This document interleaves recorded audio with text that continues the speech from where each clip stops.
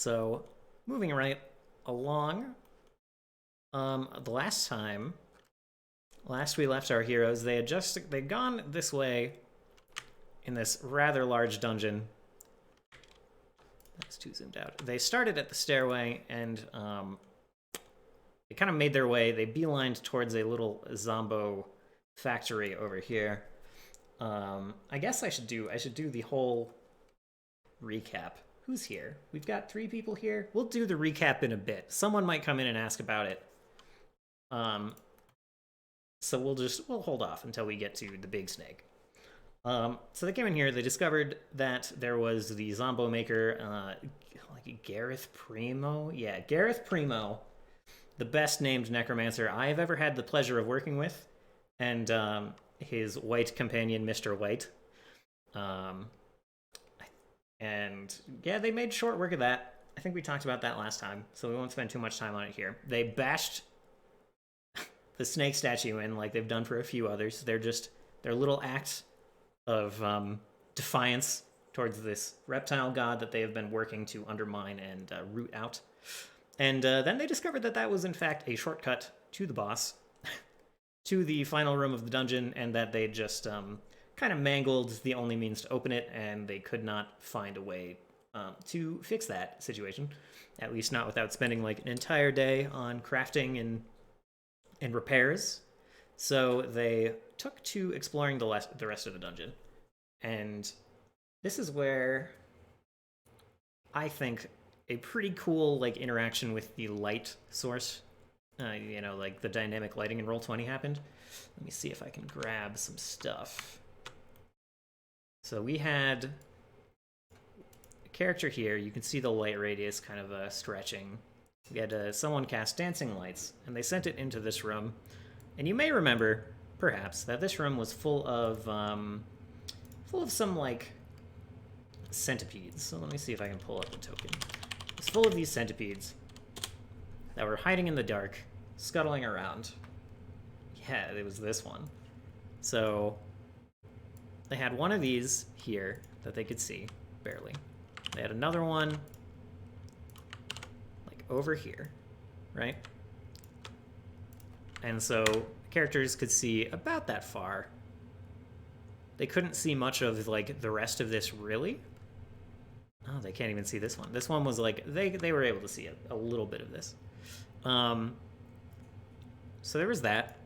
And I described it as, like, you can see 2 figures in the dark wriggling around, 2, like, insect-like but large figures. And so they sent in this dancing lights over here, and these 2, like, ran up. They started, like, snapping at it. It's like, okay, well, these weird bug things. Eve went ahead and, like, lightning arced them, sizzled them, the only 2 enemies they could see. And then I had the pleasure of describing a good, like, 7 or 8 more of these. I got to show them, I, like, group them up and then show them just, like, walking into their line of sight from the dark. And the players reacted really strongly to that. They were like, oh, God, oh, crap, man, what have we... Okay, so we made a mistake. There's these bugs crawling at us now. There's like a swarm of them, and it was like a nice little moment of them like freaking out as this stuff crawled in. So just wanted to give that little mention that little moment of like the mechanics of this virtual tabletop like working really well for me, and just the dynamic lighting working to my advantage. I think it was really cool. The players seemed to enjoy that. The other... Yeah, they kind of ignored a lot of this dungeon, which I didn't really expect. They just kind of plugged away at, like... So they went through this room. They started to go this way. There was, like, a lizard man guard, and there's, like, a couple more cautious voices in the party than I'm used to. So they saw this guard. They spotted him run back inside. And, like, bark a little bit. Gave some, like, bestial barks. And a couple of them were like, all right, let's go chase this guy down. Let's do it. Let's go. And then there were two others who were like, let's hold on.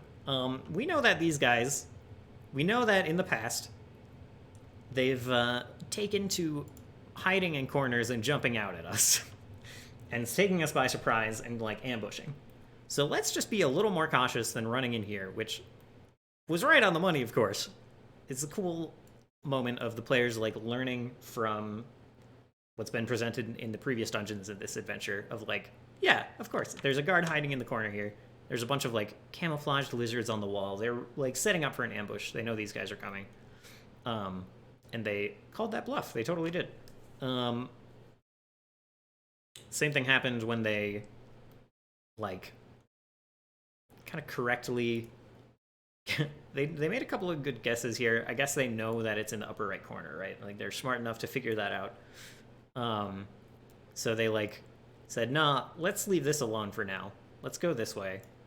They ignored this. They ignored my poor plumber zombos. And again, like kind of correctly guessed which way to go up here. They avoided the trap hallway, went straight up this way. Again, they saw a lizard retreat, kind of like stare them down and then back up and set up for ambush. And they, again, said like, yo, that's pretty sketch. We're just going to move right along. Yeah, they got past this bone snapper, which, of course, the first person down the passage was the goblin who's like been afraid of getting eaten by crocodiles this whole time. And he, was appropriately freaked out that this dinosaur was randomly in this cave, chained up, this like guard dog. Correctly guessed or watched Dungeon Prep? That's a good question. I don't think anyone watched Dungeon Prep.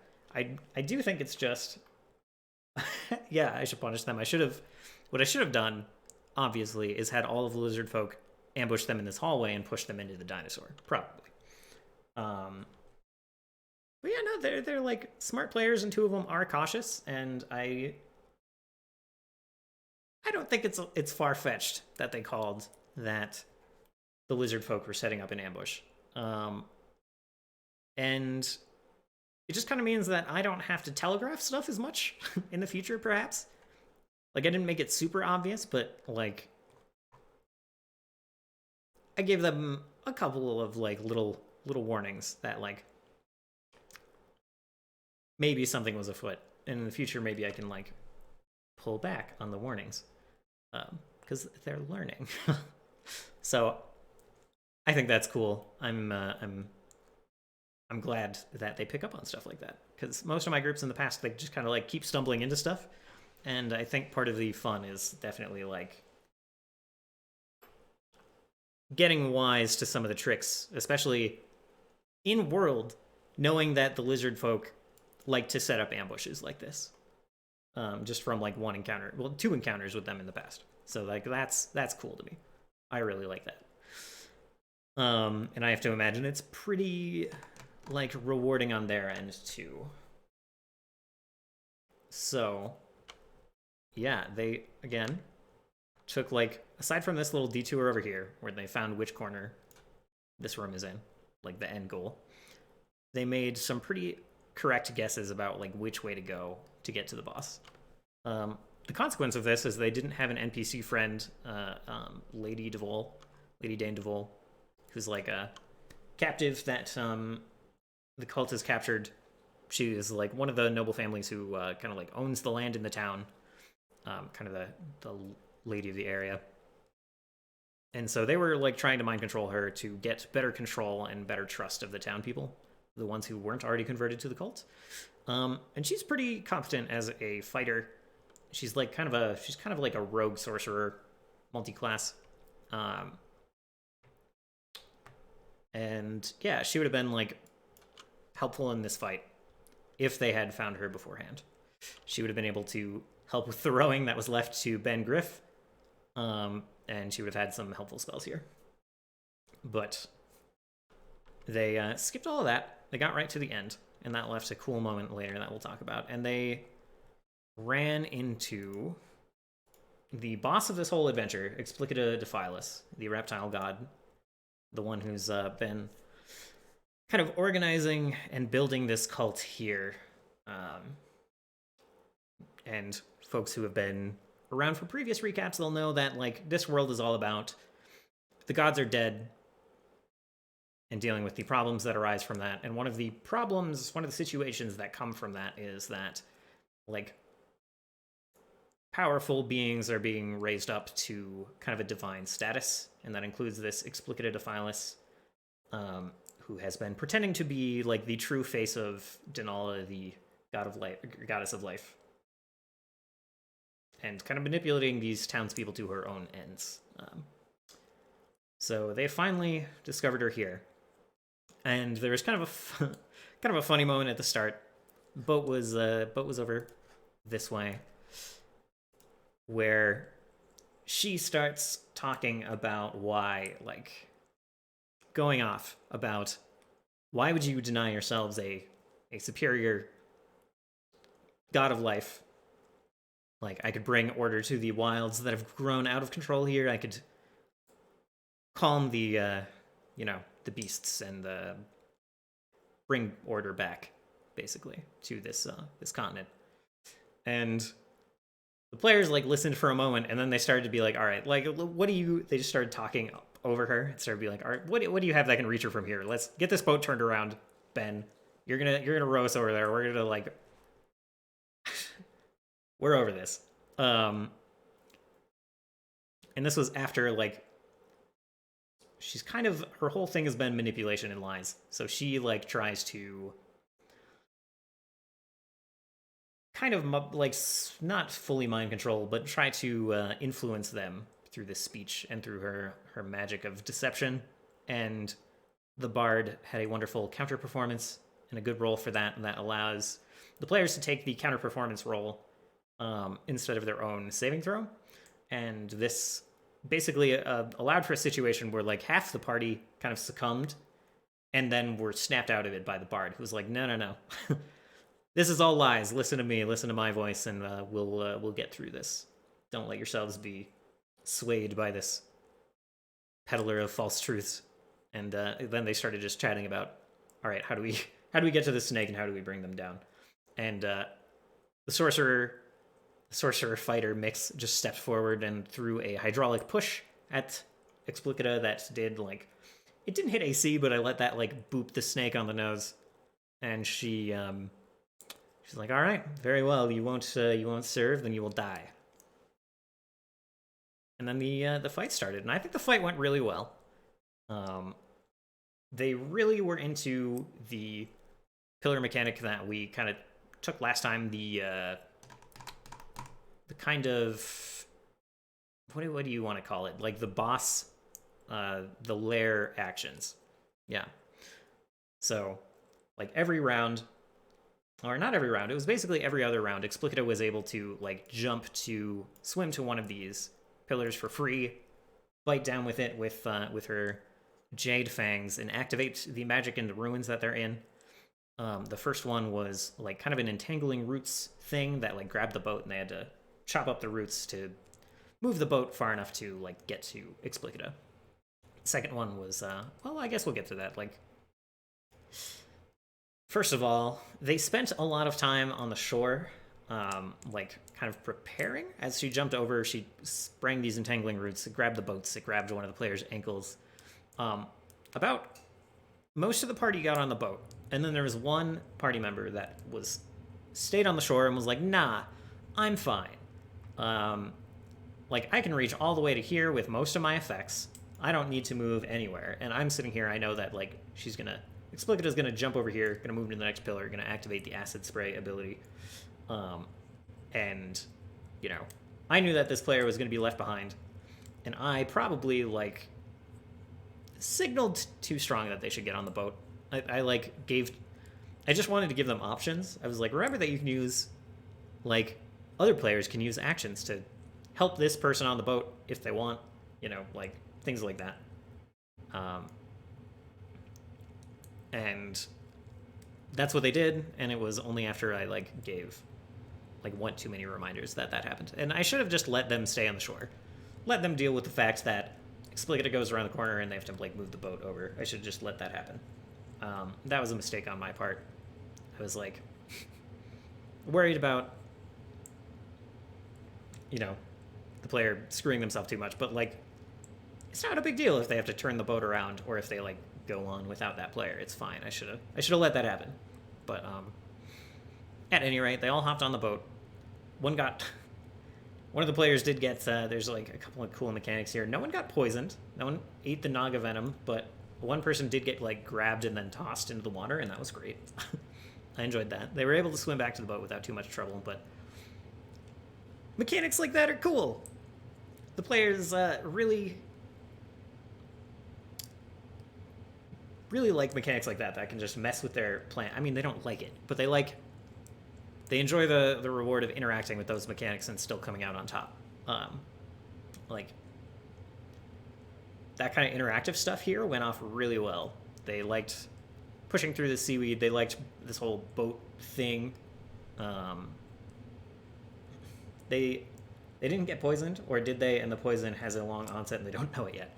That's a good question, but they all rolled like 19s and 20s on their fort saves. They rolled like their base die were like 15s, 14s, things like that. So they rolled really well. And there's already an instance of, and we'll get to this later in the prep section, there's an instance of a player, like a PC who has been bitten and is carrying with them a contraction of some kind of affliction that will come into play very shortly. So we'll be going over that. And I don't want to double up on that too much. I don't want one player to be sprouting hair while the other one is like completely immobilized and such. Yeah, the werewolf thing. So, second mechanic was pretty straightforward but interesting flavor-wise. It's the goblin. So I'm interested in. It'll be fun to figure that out later. I want to figure out a way to make him turn into a werewolf while like keeping it engaging for the player. I don't want to just take them off the board for that entire session. Hey, Michael. Welcome. This might be a little bit confusing if you're getting here late, but hopefully you enjoy, and thanks for stopping by. Have you considered how the goblin hatred of dogs will be a factor into this? That's a good question. That's a very important question. We'll get there. I think. It might bring some interesting emotional turmoil to that character's new transformation, but yeah. So, second mechanic of this fight. First one was entangling roots. They had to spend some actions to like chop at the roots, sacrifice some damage to slip over here, and they got to the second one. The second pillar, the second lair action was Explicitica Defilus, jumping over here, again, wrapping herself around this pillar, biting into the kind of a little recess trigger on it, and it triggered like a AoE healing pulse that made it appear like moss and grass like were growing from the wounds in Explicita's scales, and it was just like another little visual manipulation that kind of lent credence to her lie that she was like some goddess of nature. And again, about half the players broke out of that, half the players saw it. A kind of funny thing, Eve, kind of the most, like, how do you put this? The most punk character, like the least verbally delicate character was the one who was like, no, this is all bullshit. I'm not buying into any of this. I don't see any of this. So they just like saw wounds closing up like regular healing magic. Before they just they were just not at all enthralled by Explicita's speech. So just from like moment one all the way through the fight, she was just like not buying any of the bullshit, and it was great that was the character that got those saves. Nice little bit of like accidental storytelling through mechanics. So yeah, healing pulse granted Explicita a reaction. As she progresses through here, she gets like more abilities. And I should have given her a little more health to like show them off. But one reaction was like, I'm going to, if I get hit, my reaction is that I heal a little bit, and this pillar also like AoE pulses and heals everything around it a little bit. It's like the life energy just flowing through the pillar. And so this gave like some of the players some health back, but really there was only one injured player, so I'm not sure it affected the health balance too much. Explicita definitely healed more than she healed the party, but it was just kind of cool, another cool flavor thing. There was something, she got a critical fumble and like fell off the pillar. Not prone, but just like into the water. Like went for a swing. Player just like ducked and she slipped from her perch, which gave her a little less, fewer options in terms of like what she could do. Missed the opportunity to like grab another character, but then tried to like swipe them off the boat with her tail, like her second attack every turn. And then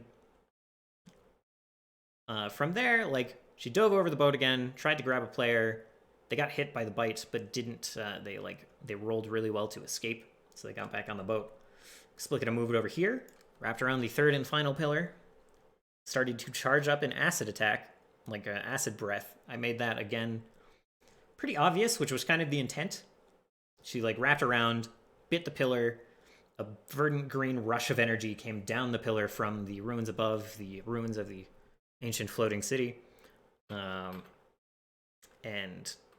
it kind of like charged through her body and stayed contained in like kind of this like gill neck area. And the players, again, a couple of them rightfully called that this was like some kind of charged up attack, some kind of breath, and warned against it. And then Eve was just like, no, who cares? Go. I'm the one controlling, like, this boat person has pledged allegiance to me. They are my servant right now. We are going to that shore. And I bought that. I was like, yeah, okay. You are the one with the closest connection to Ben Griff. He will follow your orders over anyone else's. So they went up to the shore, beached the boat. Only one character got to like get off and get behind Explicita. And I described her as like leaning down, rearing back, just like cheeks puffing up, and just this rush of acid coming out, splashing over the party, and it rolled a 10, man. 46 rolled a 10. I should have given that more dice. I knew I should have. I got too nice, which I think was actually because of something Cam said, or maybe it was Frost. I don't recall, but something about being careful about like planned player unconsciousness. And I was like, yeah, I mean, that's not really what I'm trying to do, but you're right, 66 is kind of a lot. That can roll more than some of these players' health. It won't, probably, because the way it works is like more d6s, more dice in general, the more it trends towards the middle. So like you can expect a 66, like yes, it can roll 36. It's more likely to roll 18. Like it's going to roll close to 18 nearly every time. 46 is kind of the same way. I mean, it is the same way. 46, the maximum roll is 24, which is not that much. It's less than every player's total health pool. The average is going to be around, like, I don't know the exact average. I'm not going to math it out because, like, you know, the minimum is 4, not 1. So the average isn't exactly 12. It's a little higher, but it didn't roll. It rolled inside the comfortable little bell of 46, and it rolled a 10. So that was a little underwhelming, especially since they can save for half, and one player crit saved for no damage. So I could have let that hit for a little bit more, especially given that it was telegraphed, especially given that they were getting here when Explicita had very little HP, and she was going to use it once, maybe twice, and the second time she was definitely not going to hit all the players. But it still had the effect, the desired effect of like, oh shit, Explicita has like a super attack. Here it comes. We got to get out of the way, at least for some of the players. And like gave the players the nice little high of rolling well on the save, and also the other nice little high of, wow, this character rolled really bad on their damage. Which I always like that little quirk of like, wow, okay, this character can do a shitload of damage, but they rolled like a 3, or they can have a ton of health, but they rolled like 10 HP. They rolled all ones on their HP. I like that variance. I like that happenstance, even if some people might consider it like anticlimactic. I think it can also work both ways. They can obviously roll hugely high, like there's a character last couple sessions ago who had like an axe who rolled max damage twice. So they were just like swinging. They swung for like an 18 2 times. Yeah. So yeah. After that, there was kind of a funny moment where like a character rolled really well on the follow-up attack. A couple of follow attacks rolled up really well. I was a little worried that Eve was going to roll the final blow because she has like the super scale-seeking sword that does a ton of damage. She has like most of the damage in the party, so I was worried that she was going to finish off yet another threat. And she missed. She missed twice. She rolled 2 14s. She would have finished it off with the damage for sure, but she missed. And then another player character like shot an arrow from their spiritual weapon, which I crit earlier for a ton of damage, into Explicita. They rolled pretty high on damage, and Explicita had 1 HP left. And then it was the NPC's turn, and I was like, is he going to do this? And then a couple of players were like, yeah. I mean, yeah. And that's fine. Give him his turn. Give him his attack. We're not going to tell him not to do it. It's like, all right. So he didn't have a weapon. He grabbed a paddle. He jumped out of the boat with the paddle, with all of the disadvantages for improvised weapon, and landed a hit right on Explicita's face and like knocked her down. And she just collapsed off this pillar. She did not get another turn after the first acid splash. And then, yeah, that was the end of the boss fight encounter. And then a couple of things happened in the little post-fight scene. She started to give the speech that I mentioned last time, and I just described it before as like, soul of Jade preserved in stone. And I was going to write more than that, and then I was like, no, she's not going to live long enough to get a full speech out. They're just going to execute her. Like, one of these players will definitely execute her before she gets to say her piece, and they absolutely did. Like, 2 players started to say it. Mitchell, who plays Solus, he was the first one. He was like, yeah, my spirit weapon, I just pull back the bow and shoot and finish her off. And I was like, yeah, you totally do. You don't have to roll for it. She's helpless on the ground. So I did not need the rest of that speech. She burst into this verdant green energy that started to rush from between her scales, and there's like this blinding light. The way her energy interacted with like the runes around her, there were these veins of kind of magical ore in these the pillars and the ceiling and the ruins of this old fallen floating city. So the whole room lit up with her death as this energy rushed from her form. And what was left behind was just like formless, not organic at all, like jade scales, jade fangs, and then like a skeleton of Explicita. And that was that. Just, yeah, she, like all of the rest that had made up her form just kind of like dissolved into this kind of divine energy. And the other thing that happened is like it triggered kind of a memory sequence in one of the characters of just basically Explicita in her original non-Naga form. The Naga form was kind of a curse from Denala. Having some kind of exchange, she couldn't Solus, could not understand anything they were saying, like didn't hear any words. It was all visual as like this roar of Explicita's expulsion of energy kind of deafened everyone. And it was just, yeah, like Denala saying something that made Explicita very unhappy. Explicita in like kind of an elf form with already these serpentine eyes, like cutting the head off of this this like nymph wood form avatar of Denala, and Denala just still talking along, which got like a whoa from the players. Always nice. And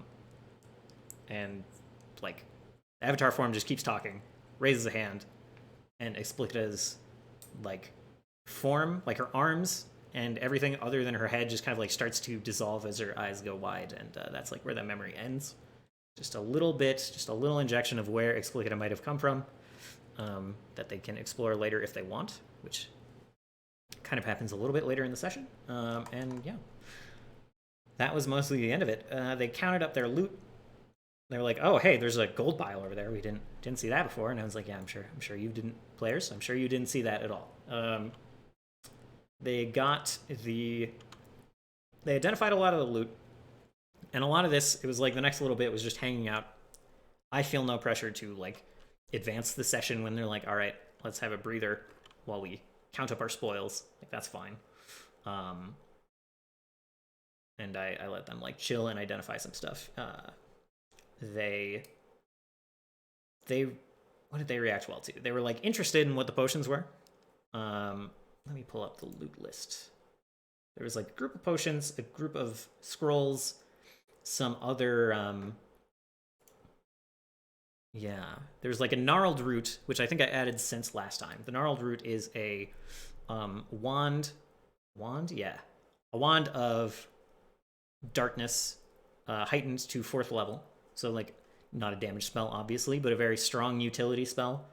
That got a strong reaction from a couple of the players of like, okay. The cool thing about this, I mean, I think, I made it so that there is no spell list limitation on this wand, so anyone can use it.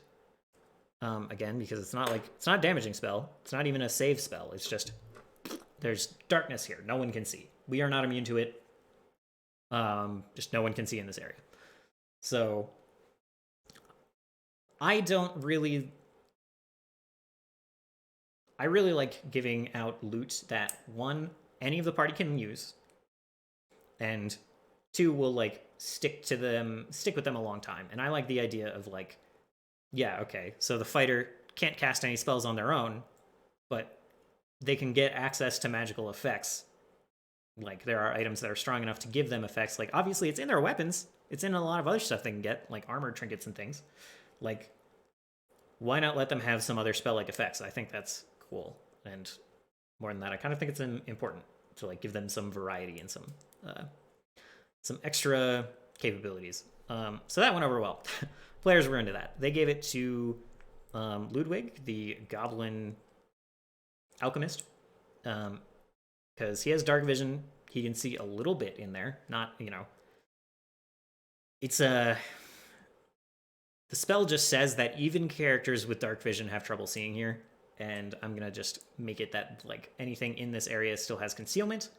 They're not like fully hidden. I'm not remembering all the mechanical words here, but it's like a step below what any other character would have trouble with here.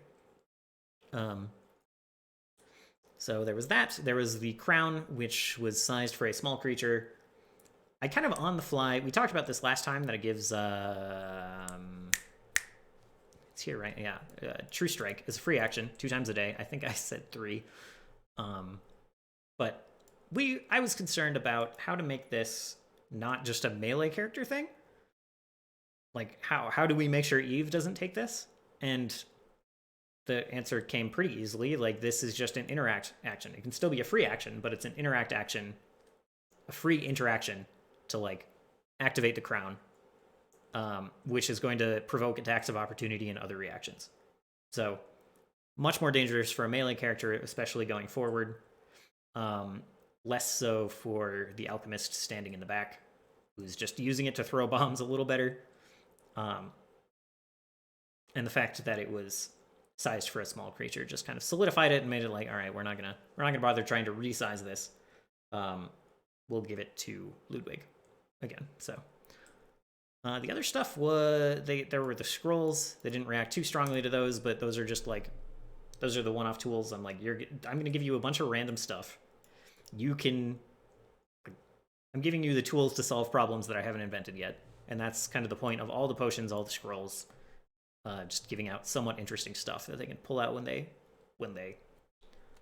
have the inspiration to do so. So they divvied those out as they found appropriate. And again, yeah, they super picked up, without me even really pushing it, they were like, hey, can we just take some of these scales, these jade shiny scales off Explicita? And I was like, yeah, go for it. Give me a craft check. And they did so. I said it awarded like a backpack's worth of scales, and they will find a use for those later. They didn't really, get like head, tails, fins, other plates or anything, but they did get both of the eyes. They grabbed both the fangs, and like Eve was immediately like, yeah, I'm going to use those as weapons.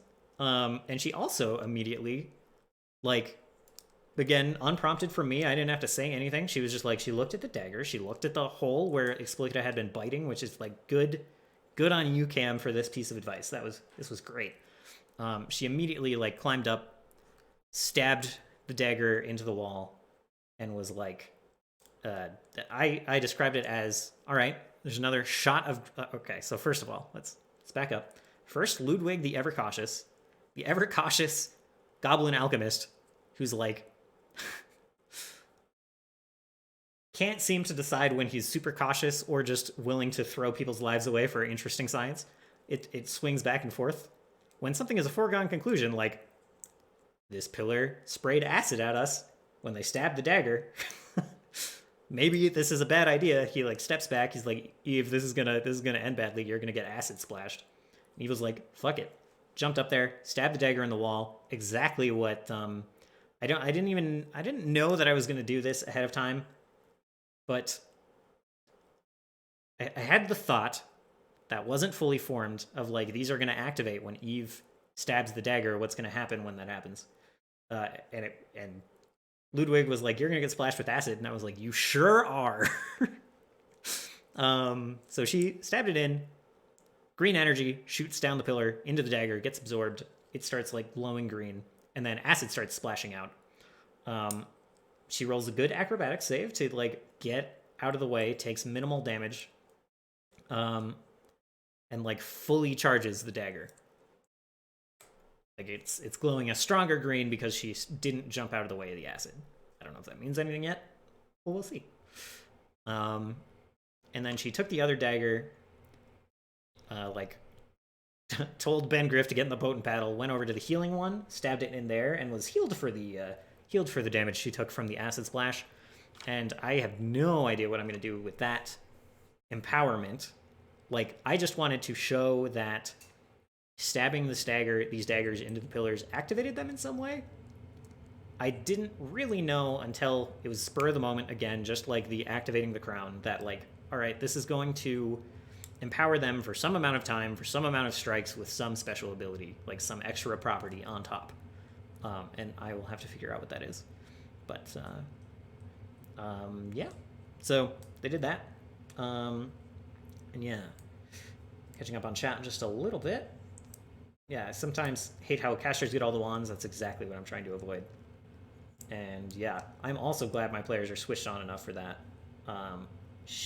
No, we're not going to talk about that last comment, Cam. Not on stream. I want my players to be able to watch this, so we're just going to leave that. We're going to leave that there. But yeah, I'm really there was a lot of evidence that my players are like learning stuff and like picking up on it's fine. Don't worry about it. I don't include chat in my VODs. I mean, I do on Twitch. Maybe I'll point them to YouTube so they have imperfect context. Yes. Anyway, what was I just saying? Yes, they picked up on the beats of what's going on in this adventure really well. Everything but the, like, I'm a cultist sign. Everything but that. Caught onto it right away. I was really, really happy with that. So I can include that kind of stuff in the future. And, like, if I make an adventure rhyme with itself over time, I can be pretty confident that they'll pick up on it. So that's cool. That's very, very cool. So yeah, they tallied their loot for quite a while, which gave me enough time to figure out what the heck was going to happen down here. As you will recall, there were a couple of driders who used to be giant spiders that, at Frostnorn's suggestion, I changed them to driders, which fit well into the Explicitica cutscene that I kind of showed. This all kind of like formed in my head, going through from like various suggestions and just the way the story was going and what the characters were interested in. I showed that Explicitica, I described her as being kind of drow-like as far as Pathfinder drow are concerned. She had like paler skin, pale hair. And when these Driders came into play, I described them the same way, and I'm extremely certain that these tie-ins came to effect in how the players reacted. So one of them was here. They were trying to kind of mind control Dane DeVol when Explicita was still alive. They like, hello, Frostarn, welcome. We're getting to the drow stuff, so perhaps you will be interested in this.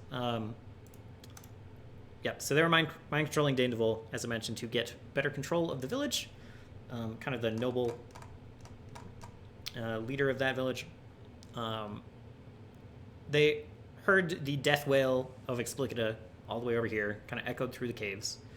And like as soon as that happened, the lizard folk started to just pack up and peace, and the Driders started to do the same. So they gathered, they like grouped up in here. They're like, what are we gonna do?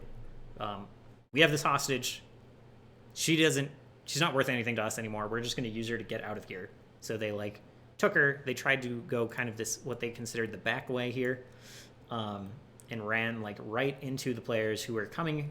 They like beelined over here, let out the villagers. I don't think they quite did yet. They were like, all right, well, we beat the snake. We're gonna come back for you. We're gonna clear out some stuff. Make sure the coast is clear. So they beelined over here because they remembered this this cage being open. And they ran into the Driders right here. And again, I described them like coming out of the dark. First, they like saw their eyes. There are 8 eyes, as my player corrected me when I said innumerable. They were like, well, if they're a spider, it's only 8. I was like, fine, numerable, and the number is 8. So they like pushed their captive forward, and they were like, you let us go, and we will let you have this noble. We know that you want her. We know she's important. So let us get out of here. And I again described them as like lower body of a spider, upper body of kind of an elf, but like twisted. It's like their head is very elongated. They have the multiple eyes. They have wicked widow's peaks. It's like the hair comes down to here and like, you know, whatever. But otherwise, pale skin, pale hair, same deal as the soldiers in Explicita that they saw in the vision, that Solus saw. And they were like, yes, that sounds great.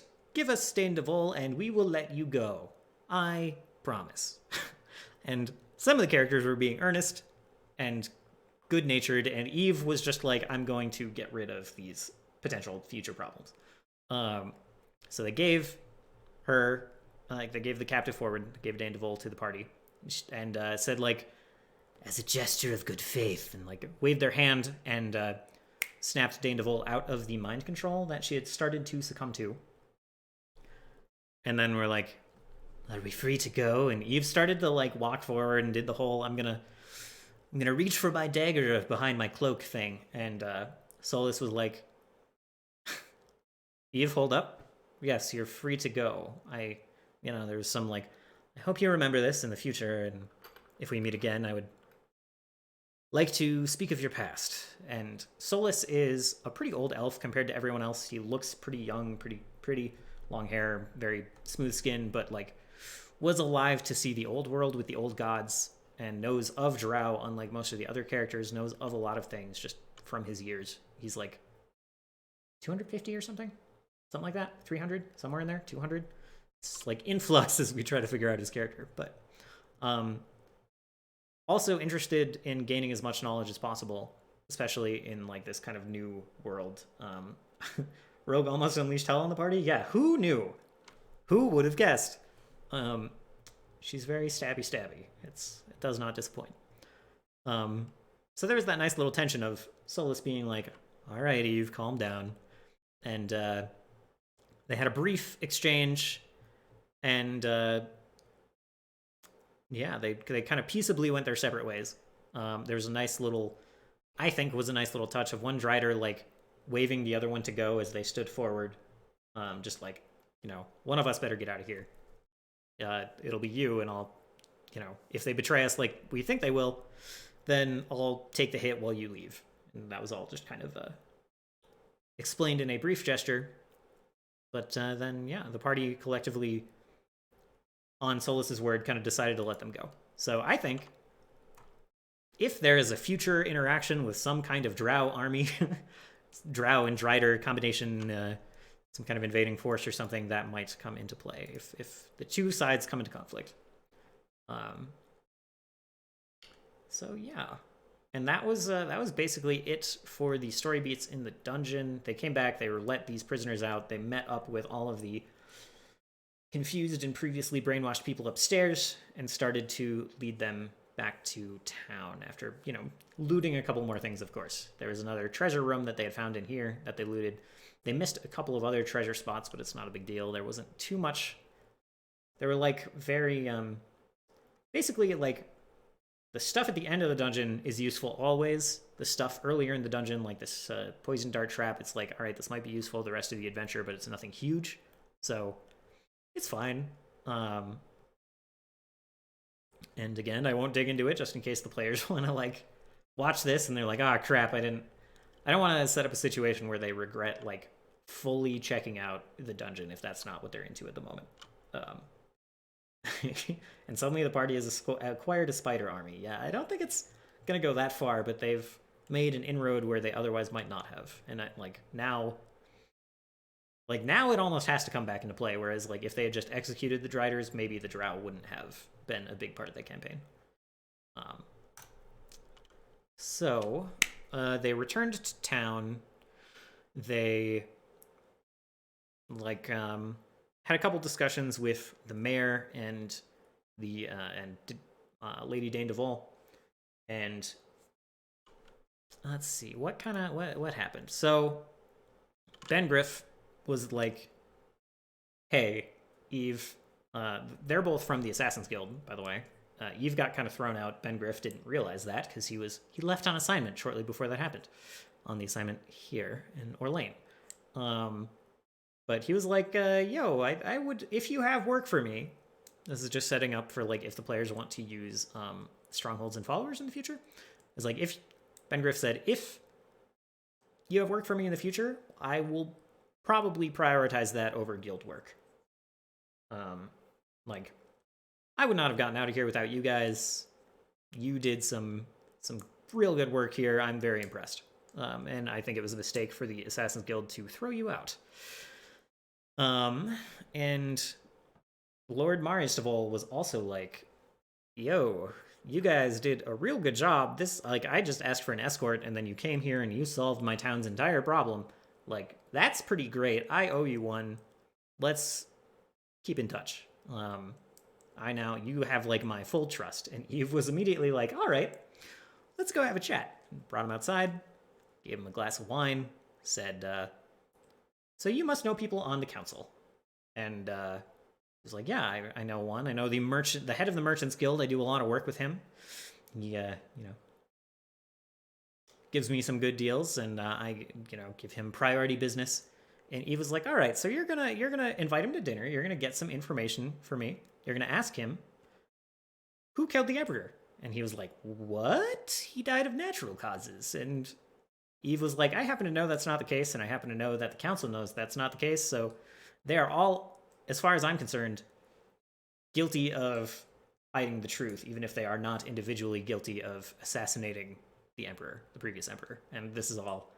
Eve had a fling with the Emperor. That's the whole backstory there. Who is, like... Short version, he was the first human created by... like a partnership between the elves and the gods, and had like infinite life. He was like immortal when he shouldn't have been, and he was like kind of the first and only sentient synthetic creation on the planet. There's a whole like synthetic line of lore here in this world that we built collaboratively. And yeah, Eve was into him, and then he was assassinated. So that is the very short version of both of those backstories. And so Eve said, you're going to invite him for dinner. You're going to ask him who assassinated the Emperor. You're going to write down what he says. And she just hands him a dagger. And he looks at her and he says, Eve, don't ask me to assassinate an innocent man. And she just said, as far as I'm concerned, they're all guilty. And there was like a moment where Dane DeVol was not sure what he was, or not Dane DeVol, Marius DeVol was not sure what he was going to do with this. But then he just nods and he puts the dagger in his cloak, and that was the last they spoke of it. They went back inside and shared more wine, and that was kind of the last big scene of the adventure. We'll see what comes of that. I'm still figuring out how I'm going to do that scene. That'll definitely be. I'm a big. I like doing these like intro cinematics when I start a session. So like once they get back to town, once it's been a day or two, like there's going to be an event when they get back to town that they'll deal with, and then after that, the next session, I'm going to have whatever scene between Lord Marius. Oh yeah, he tries, fails, and gets hung. That's a definite possibility. Council members don't walk around without guards, man. Like they might not come inside, but they might notice there's a problem if their patron does not come back outside without a slit throat. So we'll see what happens. I